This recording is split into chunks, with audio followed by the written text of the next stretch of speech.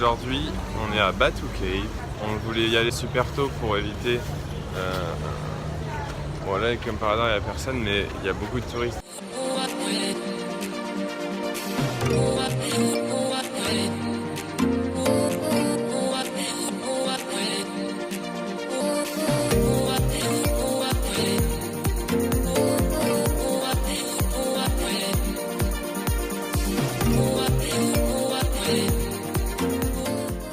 On peut déjà plus, c'est grave.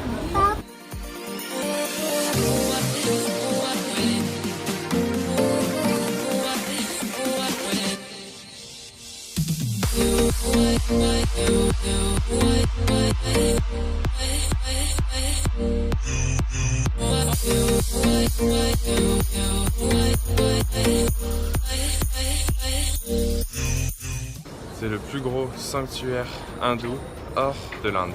Regardez là, prendre ces photos comme elle s'applique vraiment.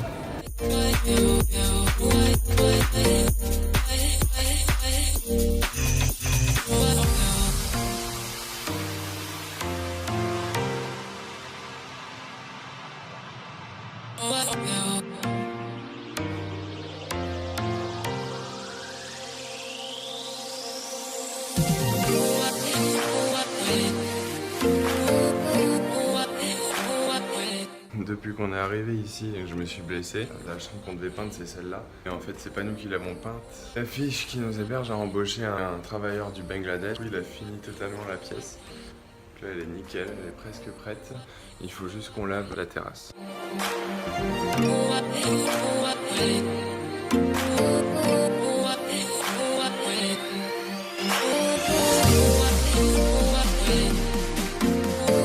Là, on est en pleine partance pour... Et voilà, donc on va direction Bukit Bintang. Bukit Bintang, c'est une station de métro et donc il y a un marché de nuit ce soir, on va aller voir ça. Et on va essayer de trouver un rooftop avec une piscine de préférence. S'il n'y a pas de piscine, c'est pas très grave. Voilà, on est là, on fait les choses, c'est carré.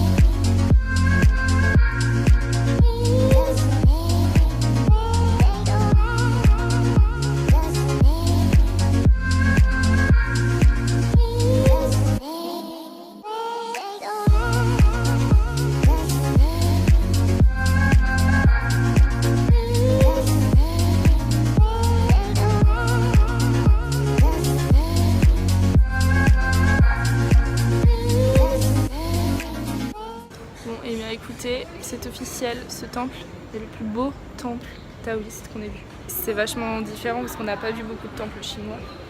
On a vu beaucoup de temples hindous, beaucoup de temples bouddhistes. J'ai envie d'ajouter que je trouve qu'à Kuala Lumpur, très peu de choses touristiques sont payantes. Exactement. Bonne remarque ça. Non mais genre là, par exemple, ce temple est gratuit, Batu Cave c'était gratuit. En fait, tout ce qu'on a visité c'était gratuit. Alors que partout ailleurs, franchement, on a payé des trucs. Mais parce que, genre, quand tu vas à Luang Prabang, le seul revenu c'est le tourisme, donc forcément tu payes.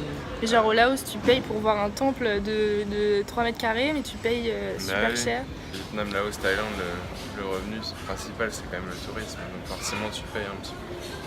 C'est vrai. Donc voilà, ce temple est gratuit, je trouve ça très bien. Merci aux habitants malaisiens. Malais. J'ai toujours pas compris s'il fallait dire malaisien ou malais. Bonjour les amis, ici Margot. Alors je suis actuellement en train de faire le montage et je viens de me rendre compte qu'on n'avait pas du tout expliqué pourquoi d'un coup on se retrouve en djellaba au milieu d'une mosquée. Donc en fait, c'est qu'on a décidé de visiter la mosquée fédérale de Malaisie, donc la mosquée Wilaya, et on a été reçus par des bénévoles donc qui nous ont tout fait visiter, etc. Et donc voilà, je vous laisse avec les images. Bisous.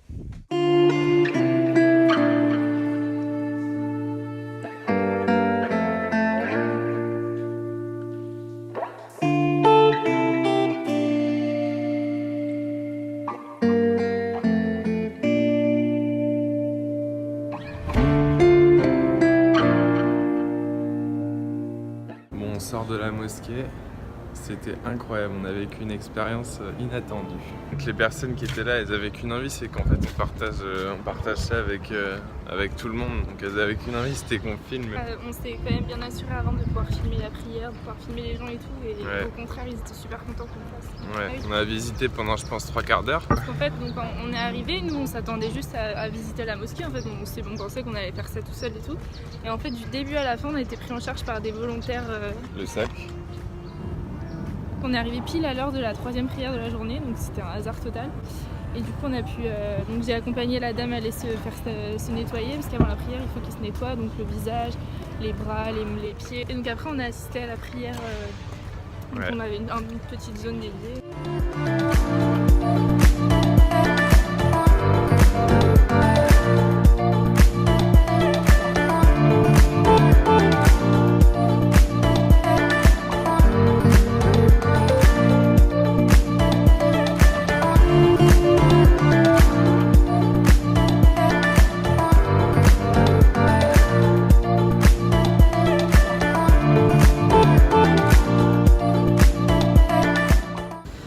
Bon, clairement, ce jardin botanique, je sais pas si on peut.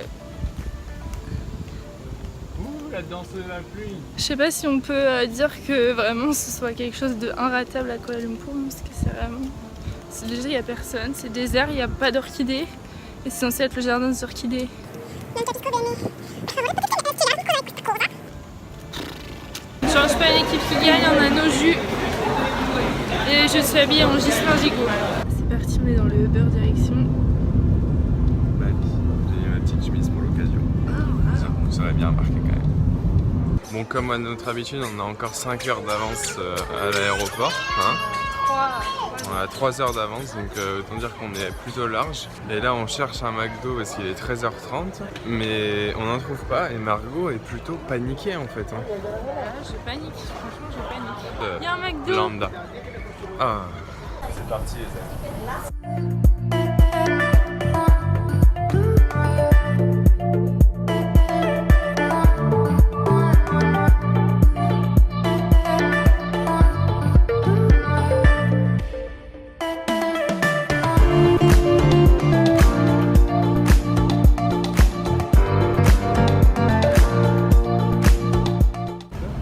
Qu'est-ce que tu fais? Bah, je pars à la mer en fait, comme toutes les heures.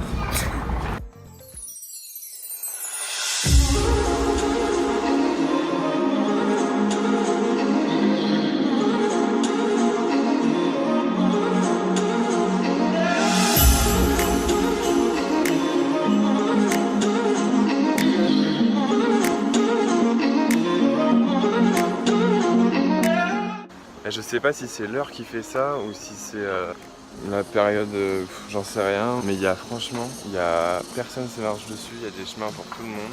Il y en a juste une là qui me fait un peu chier, elle me suit depuis tout à l'heure. Elle est là.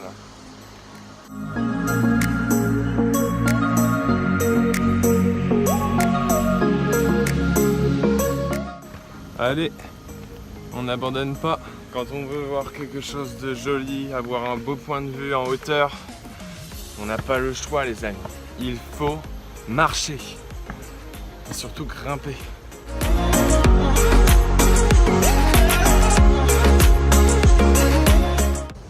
Là, on a vu un énorme serpent. En plus, du coup, il y a beaucoup de lézards aussi.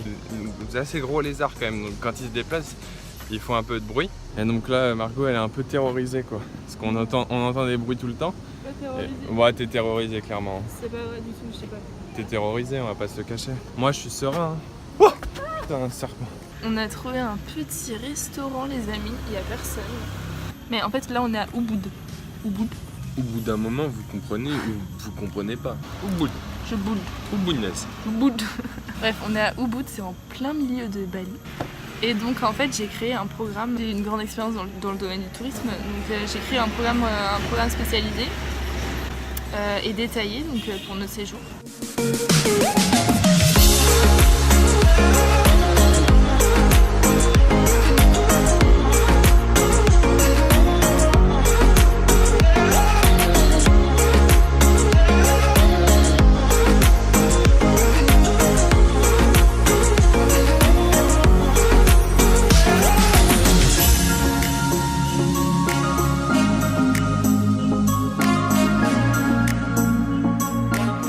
Comme ça, Gislain a l'air tout à fait normal, mais quand on baisse...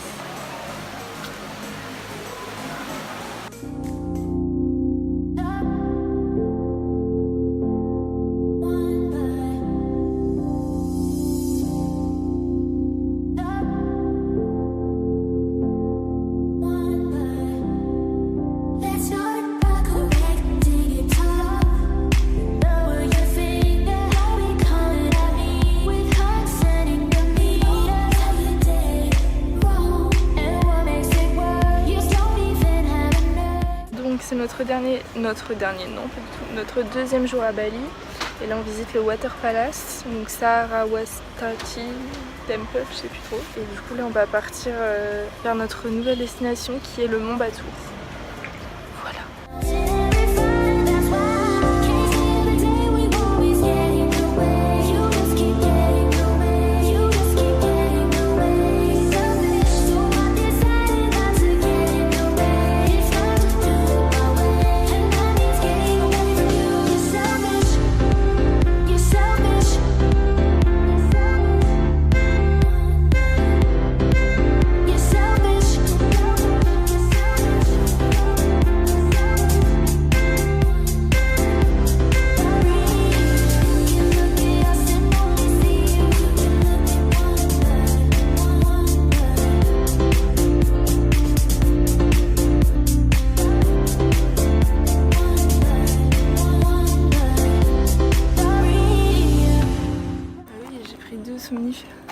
Aujourd'hui on est parti de Ubud pour revenir un petit peu sur la situation actuelle. On est arrivé à Batur là et en fait demain on a un trekking, on part à 2h30 du mat. On monte, on a à peu près 2h30, 3h d'ascension pour arriver tout en haut. Ensuite on regarde le lever de soleil, ensuite on redescend, il y a à peu près en tout 7 heures. Et là on est, franchement moi je trouve que les chambres elles sont super sympas et elles coûtent seulement 8 € la nuit. Très cosy, c'est très cosy.